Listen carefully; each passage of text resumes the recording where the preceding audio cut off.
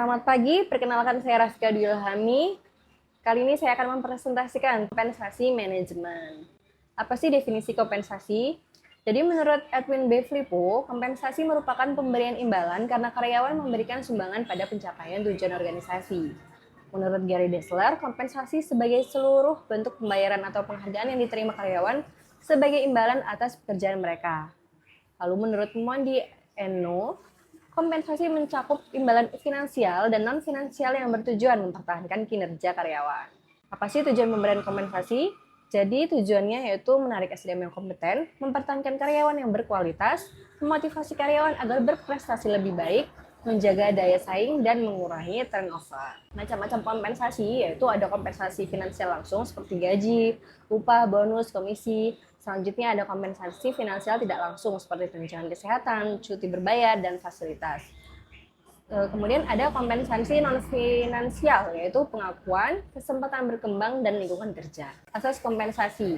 Asas yang adil, yaitu kompensasi harus disesuaikan dengan prestasi kerja, jenis pekerjaan, jabatan, dan tanggung jawab. Kompensasi bukan berarti sama rata, melainkan proporsional sesuai kontribusi. Sedangkan asas layak dan wajar, yaitu kompensasi harus memenuhi kebutuhan normatif sesuai standar hidup yang pantas. Kompensasi yang layak meningkatkan retensi dan daya saing perusahaan. 3 metode kompensasi, yaitu metode jamak. Gaji dipertimbangkan dari berbagai aspek, misalnya ijazah formal, pengalaman, sifat pekerjaan, pendidikan formal, pendidikan informal, bahkan hubungan keluarga. Kemudian ada metode tunggal, yaitu gaji ditentukan hanya berdasarkan ijazah terakhir. Umumnya digunakan dalam instansi pemerintah karena sistem formal yang ketat. Kemudian ada metode modern, ini metode yang baru berkembang, yaitu gaji dipertimbangkan dari analisis jabatan, survei gaji pasar, dan evaluasi internal eksternal. Bagaimana sistem kompensasi? Yang pertama yaitu sistem waktu. Berdasarkan lamanya waktu bekerja, cocok untuk kerja administratif atau tugas yang sulit diukur outputnya. Sedangkan yang kedua, sistem hasil atau output, berdasarkan jumlah output yang dihasilkan, banyak digunakan dalam industri manufaktur. Kemudian ada sistem borongan, yaitu membayarkan berdasarkan volume pekerjaan tertentu yang harus diselesaikan. Faktor-faktor yang mempengaruhi besarnya kompensasi itu ada 12. Yang pertama, penawaran dan permintaan tenaga kerja, kemampuan perusahaan, serikat buruh, produktivitas karyawan, peraturan pemerintah, UMR atau UMK, biaya hidup, jabatan, pendidikan dan pengalaman, kondisi ekonomi nasional, jenis dan sifat pekerjaan, strategi bisnis jangka panjang, dan karakteristik generasi tenaga kerja.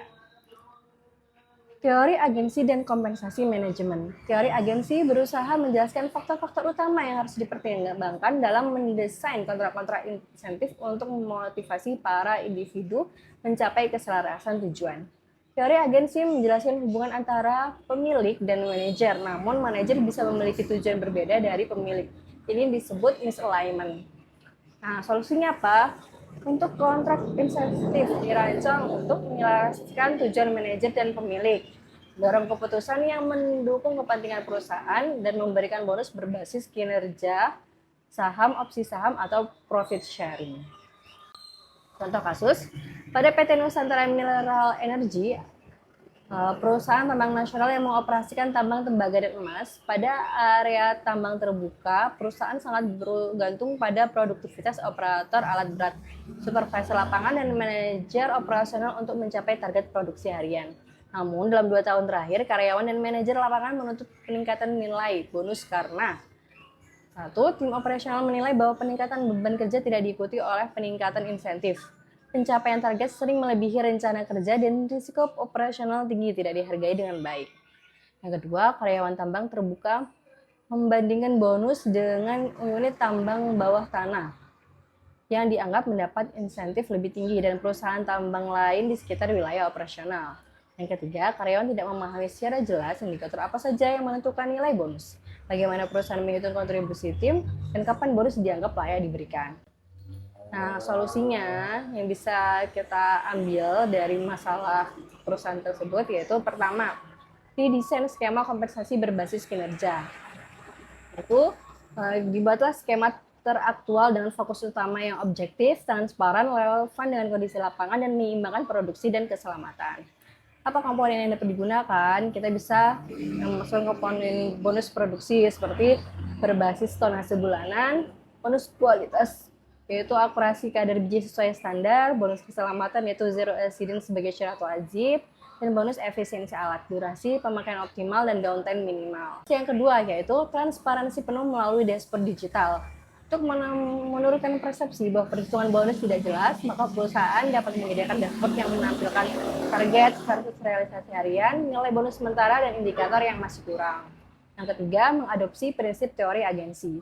Dalam hal mengurangi misalignment dan meningkatkan komitmen jangka panjang, maka perlu menjaga keselarasan antara manajer dan pemilik dengan cara memahamkan bahwa insentif jangka pendek itu seperti bonus produksi dan insentif jangka panjang itu seperti skema profit sharing atau retention bonus. Yang keempat, dialog terstruktur dengan serikat pekerja. Dialog ini bisa dilakukan dalam berbagai momen, misal forum bulanan, evaluasi triwulan, skema kompensasi, notulasi terbuka dan disepakati kedua pihak. Yang kelima, yaitu evaluasi tahunan dengan skema kompensasi.